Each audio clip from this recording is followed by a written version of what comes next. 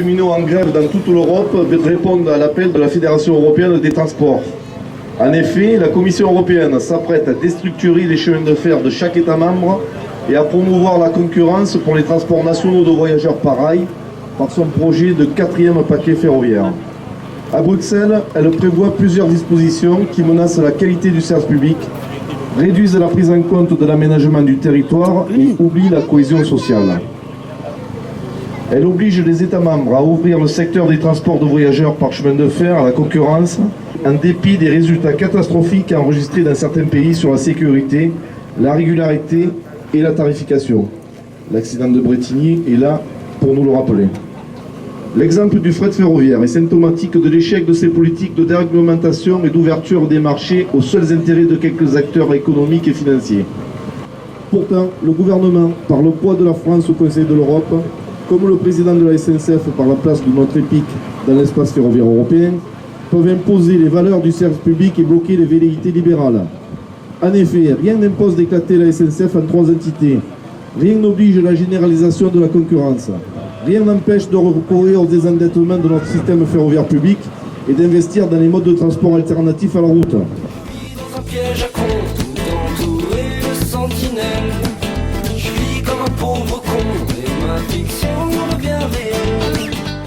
La Fédération CGT des cheminots a proposé un projet alternatif nommé la voie du service public. La forte mobilisation de l'action du 13 juin dernier nous montre que les cheminots et cheminotes ont largement porté le contenu de ce projet CGT. Nous constatons néanmoins que face à ces revendications, tout en reconnaissant les dysfonctionnements de la production et du travail qu'entraîne sa politique, la direction refuse de modifier ses choix. Dernièrement, les représentants CGT ont amené la preuve à l'entreprise que sa structuration et celle de la production, comme les organisations du travail et le manque de moyens humains et matériels, sont à l'origine des dysfonctionnements récurrents que supportent les usagers et les cheminots depuis trop longtemps. Il est évident que nos dirigeants s'enferment dans l'étau de la finance et le dogme du cloisonnement par branche, activité ou domaine dans leur réponse. Même si le drame de Bretigny et les accidents mortels du travail semblent émouvoir les premiers dirigeants de la SNCF devant les caméras, ils s'arc-boutent sur leur logique de réduction des coûts, de productivité, de compétitivité, même si au final c'est la vie d'usagers, de cheminots ou de salariés d'entreprises sous-traitantes qui en dépend. Je vis dans un piège à con, tout entouré de sentinelles. Je vis comme un pauvre con, et ma fiction devient réelle.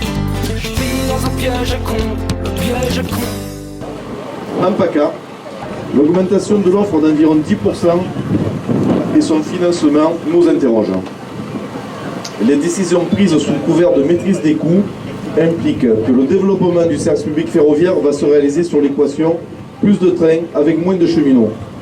Cela va inévitablement entraîner pour les usagers une nouvelle dégradation de la qualité des trains express régionaux. Et je rajouterai de leur accueil dans les gares. On assiste aujourd'hui à un massacre en ce qui concerne particulièrement la vente. En décembre de cette année, la liaison ferroviaire entre les gares centre-ville et TGV sera inaugurée. Cette virgule, qui reliera les réseaux TER et TGV, est la première étape d'un projet qui englobe la modernisation et la réouverture au trafic voyageur de la ligne Avignon-Carpentras à la fin de l'année prochaine.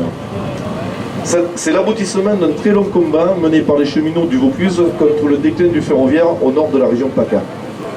La liaison ferroviaire entre les deux gares a été défendue par la CGT avant même que ne débutent les travaux de la ligne à grande vitesse en 1998. Nous étions à l'époque bien peu entendus par les pouvoirs publics, les élus et la direction de la SNCF.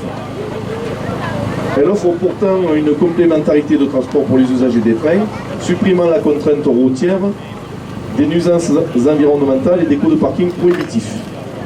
Pour la CGT, ce nouveau service devrait permettre une desserte cadencée de la gare TGV sans rupture de charge depuis Orange, Carpentras et Cavaillon, avec une vraie politique de relance de l'offre. Il devrait s'accompagner des moyens humains nécessaires à un service public de qualité sûre, fiable et pérenne. C'est parce que la direction décide d'exploiter la virgule sans véritable création d'emploi que nous intervenons aujourd'hui en gare TGV à l'occasion de cette journée européenne d'action des cheminots contre la libéralisation des transports ferroviaires. Comme nous le disions déjà en juin à Carpentras, lors de la pose de la première pierre du chantier de renouvellement de la voie, Les gares et les trains doivent redevenir de véritables lieux de vie. Ils doivent être humanisés avec des cheminots au statut pour l'accueil des usagers, l'information, la sécurité, la sûreté et la bonne marche du service public. La désertification de nos trains et de nos gares entraîne une hausse des dégradations et de l'insécurité, des difficultés d'exploitation et une régularité en berne. Pourtant, dans son projet d'exploitation de ces nouveaux services, la direction régionale SNCF persiste et signe dans sa politique désastreuse.